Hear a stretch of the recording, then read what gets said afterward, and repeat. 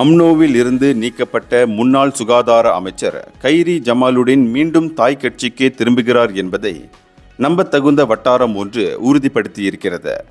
கட்சியின் தேசிய தலைவர் டத்தோஸ்ரீ டாக்டர் அமட் ஜயிட் அமிடி, கட்சி தேசிய இளைஞர் அணி முன்னாள் தலைவர் கைரி ஆகிய இருவரும் மிக அண்மையில் சந்தித்து பேசியிருக்கின்றனர். இச்சந்திப்பின் போது வரும் சபா மாநில சட்டமன்ற தேர்தல் 16வது பொது தேர்தலை குறித்து இவ்விருவரும் பேசினர் என்று நம்பப்படுகிறது.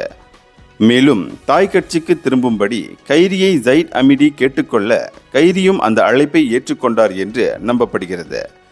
2 தேர்தல்களிலும் அம்னோவின் அறுதி பெரும்பான்மை வெற்றியை உறுதி செய்யும் அம்னோவின் வியூகங்களுக்கு வலு சேர்ப்பதற்கு கைரியை மீண்டும் கட்சிக்குள் திரும்ப கொண்டு வருவதற்கு முடிவு செய்யப்பட்டிருப்பதாகவும் அவ்வட்டாரம் தெரிவித்தது. கட்சி கட்டொழுங்கை மீறினார் என்ற குற்றச்சாட்டின் கீழ் அம்னோ உச்சமன்றம் அவரை கட்சியில் இருந்து நீக்கியது.